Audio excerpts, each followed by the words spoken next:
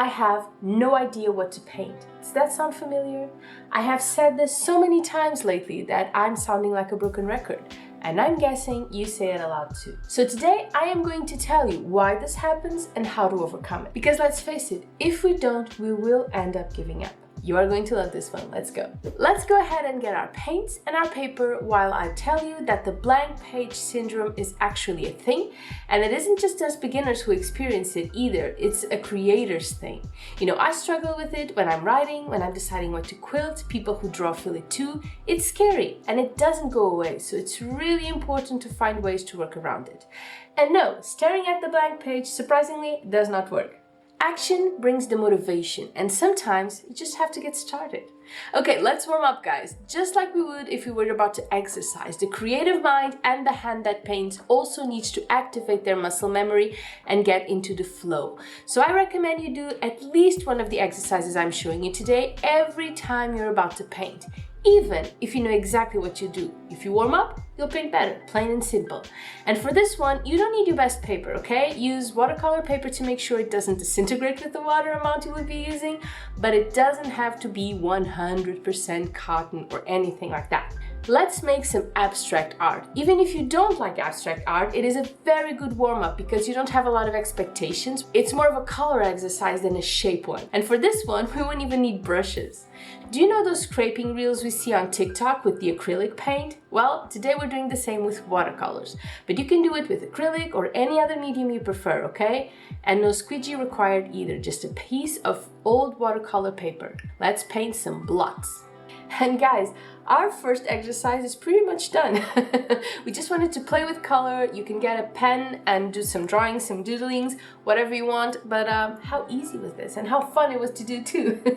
Remember, if you have other mediums, just add them to it and, you know, spread them all and see what happens. I guarantee you will not get to a like. But we're not done yet. Let's do another one.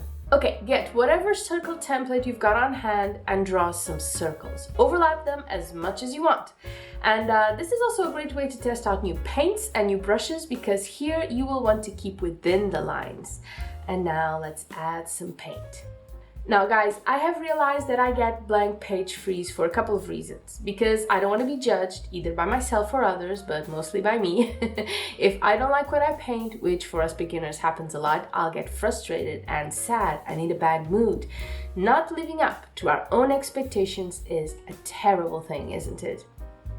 Now, another major reason I've identified for staring at a sheet of watercolor paper for a very long time without actually being able to decide what to paint is because I am very much afraid of wasting supplies.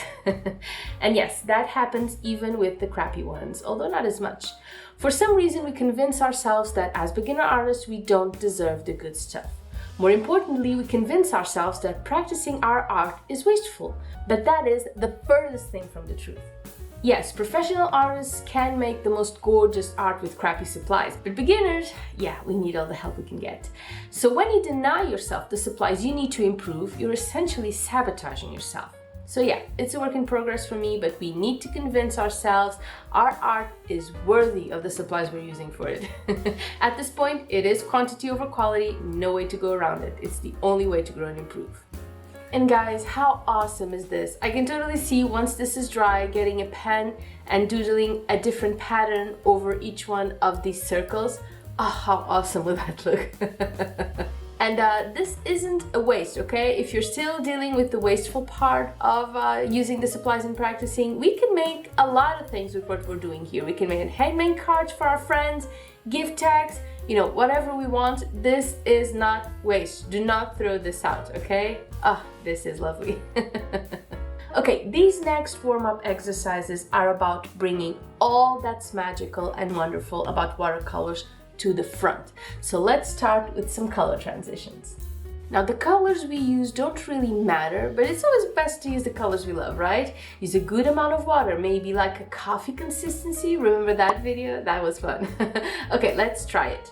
Being creative is hard, guys, and it's always going to be, okay? There is happiness and excitement in it, of course, but essentially when you create, you're exposing yourself to the world, sharing a little bit of yourself, and that's always going to be uncomfortable. And that may just be another reason why we stare at that blank page and end up giving up. Okay guys, let's just keep going and playing with the paint a little bit to just remind us how much fun this is, how much we love to paint with watercolors. Let's watch the paint move. Also, you know what? There's life, and if you're very busy, it's very easy to think about all the productive things you could be doing instead of just, sitting and painting. And if you sit down to paint and freeze, more often than not, you'll just get back up and go do them. Often being creative, particularly when you're just starting out, can feel like a waste of time, pure and simple. And the only advice I have for you, if that's your reason for your blank page syndrome, is to stop and think of why you're doing it. Why are you learning? How does it make you feel to improve, to paint? Then just move directly to how can I enjoy this process more? How can I have fun creating instead of just worrying about the outcome? Because let's face it, when you're learning, the outcome is not going to motivate you. So you may as well learn to enjoy the process. Guys, next thing I recommend you do as a warm-up is painting with water. So let's just see how many values we can take from a blob of paint. A simple blob of paint, that's it.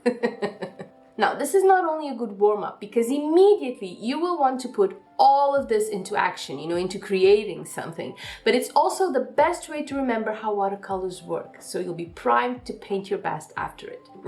I'm an artist. I love this. It is so much fun and it's beautiful.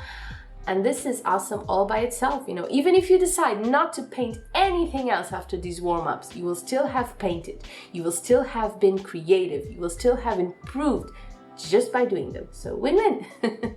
So guys, if like me, you're in a little bit of a funk, this is your sign to get back on the horse. No expectations, no pressure, just a lot of fun. Are you with me? Let's do this. And I'll see you soon. Bye-bye.